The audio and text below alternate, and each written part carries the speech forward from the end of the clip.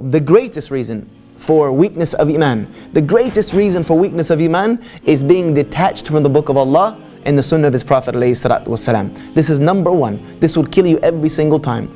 If you are detached from the book of Allah, meaning you don't read it, you don't ponder upon its meanings, you don't memorize it, you don't try to implement it in your life, then you cannot be wondering why your Iman is weak, because you have no attachment to Allah. The Prophet ﷺ said, I leave behind me two things. If you hold to them, you will never go astray. The first of them is the book of Allah, which is like a rope. One end of it with Allah Azza wa Jal and the other end of it in your hands. If you let go of that rope, then you lose your connection with Allah Azza wa Jal. You have to continue to keep that connection with the book of Allah. The only way we know Allah is by that which He has revealed to us about Himself. And where else are you going to find that which Allah has revealed to us about Himself other than in His Word?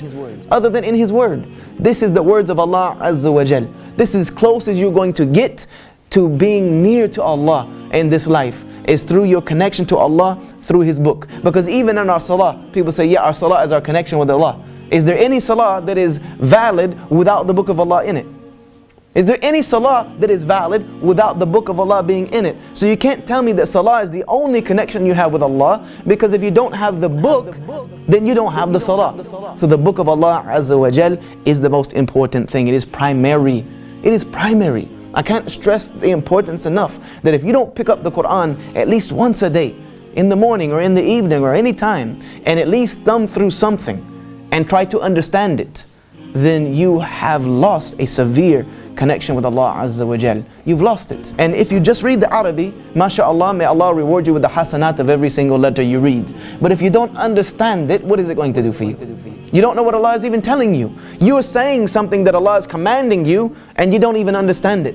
It's like you sitting here speaking. If I gave this language in a language that I made up, you wouldn't benefit from it, and I wouldn't know what I'm saying. You get the hasanat through its recitation, and you get benefit through its understanding. And therefore you must have your connection with Allah through His book, and you must have connection to the sunnah of the Prophet ﷺ. These two things are mandatory. Losing these will cause you to have weakness of Iman. Wallahi, every time. The longer you stay away from the book of Allah, the more you will find your Iman draining. Because the book of Allah is like gasoline in the car, like the petrol you put in the car. If you don't put any petrol in the car, what's going to happen? It's eventually going to be stuck in the middle of the road. You're not going to be able to go anywhere else. The same without putting the heart filled with the remembrance of Allah Azza wa Jal through His Word, you will find a heart that becomes empty of any energy whatsoever to please Allah. What it will have energy for is to disobey Allah Azza wa Jal, because shaitan will be the one filling it up at that point with all the doubts and the masiyah and things of this nature. One of the things that causes weakness of Iman is staying away from an Iman nourishing environment for too long. Staying away from an environment that will nourish your Iman for too long will cause you to fall into sin. Will cause you to fall into sin. Because sin was one of the things that weakened the Iman. Like for instance, if you're sitting in the house of Allah Azza wa Jal, how many times do you think about sinning? Very little. If you're sitting in the house of Allah Azza wa Jal, and the Quran is being recited, the dhikrs, the circles of remembering Allah is going on, then your mind is not thinking about disobeying Allah. You're almost in Jannah, almost in some instances.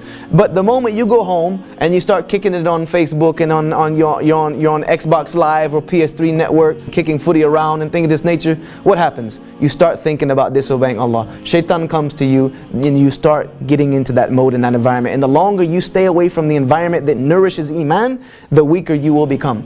Keeping away from righteous companions causes weakness of Iman. Keeping away from people who remind you of Allah Azza wa Jal.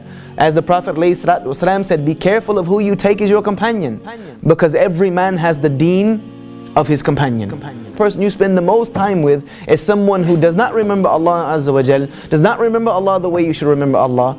Then guess what? Your Iman is going to suffer because of that, whether it's now or later on down the road. Because one thing I do know, in this life, either you're giving da'wah or you're getting da'wah. You should either try to bring your companion closer to you, or if you feel that you're too weak to do so, separate that company. Separate that company for the sake of Allah Azza wa Jal, and let somebody else come and try to nourish that relationship. Because if not, you're both going to get dragged into the ditch. Preoccupation with dunya causes du'af al-iman, it causes weakness of iman, and forgetfulness of akhirah. Forgetfulness of akhirah. Being unmindful of akhirah, meaning the next life, and all you are preoccupied with is this life, will cause your iman to become weak. Will cause your iman to become weak. Why? Because this dunya doesn't do anything but suck the life out of iman. It will suck your iman out like nothing else. It will. It doesn't mean that we cannot have anything from this dunya and have iman. No. But it must be in some balance. رَبَّنَا أَتِنَّا فِي الدُّنْيَا حَسَنَةً وَفِي الْآخِرَةِ حَسَنَةً وَقِنَا عَذَابَ النَّارِ. We ask Allah for the good of the life and the next, but upon that we ask for Allah to save us from the punishment of the next life. The Prophet ﷺ said, he is doomed who is the slave of the dinar and the dirham. That the person who is the slave of money is doomed. They're doomed. If all you do is a slave to the job, you're a slave to the paycheck. Every week you're a slave to this check, then you're doomed. You're doomed. That doesn't mean you don't need to go out and work. You must work, but work is ibadah. You need to understand that your work is an ibadah in and of itself. If you rely on Allah, He will never disappoint you. Allah never disappoints those who rely upon Him. He said it in His book. Inna Allah la yukhliful mi'ad. I don't break my promise. If you keep your word to Allah, you will find a Rabb who keeps His word to you more than you can ever imagine. More than you can ever imagine. And you'll never worry again. You'll learn not to worry. Worry for what? Worry about what? Oh, everything's falling down around us. Well, then Allah is tearing it down so He can build something better. MashaAllah, tabarakallah. We thank Allah for that. If we have a little bit of hardship in between, you're not going to get to Jannah with an easy life. Jannah is surrounded by hardship, and some of us think that we can catapult ourselves over the hardship and land directly in the middle of Jannah.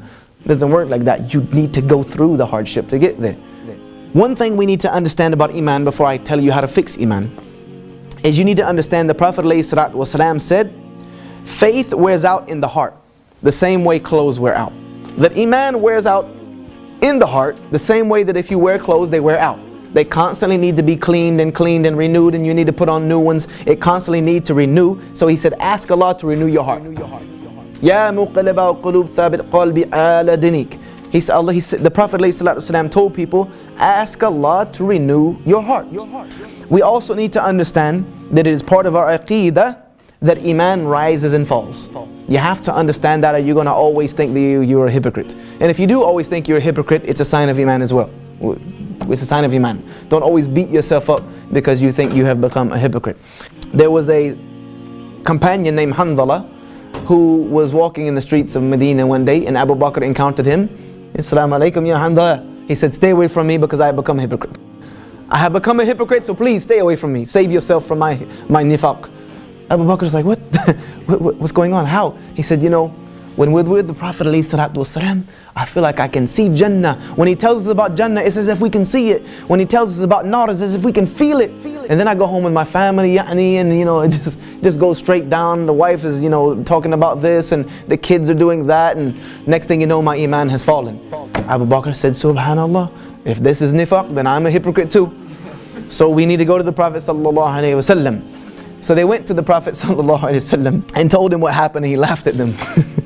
He laughed at them. He said, you know, if you were like you are when you're with me all the time, meaning if your Iman was so high like you are, you know when you're playing Taraweeh Salah, how your Iman is floating through the roof. He said, if you're like that all the time, then angels would leave the heavens and come down on earth and shake hands with you and give you glad tidings of Jannah every day. It's not like that. He said Iman rises and falls. Rises and falls. The thing we need to try to fix though is that it doesn't fall to the point to where we fall into sin. It's like a muscle. We have to learn that Iman is a muscle. It is a muscle. If I go to the gym, would I pick up the 50-pound weight first and just start chucking that thing over my head if I'd never worked out before? No, man, I'm going to rip every muscle in my body.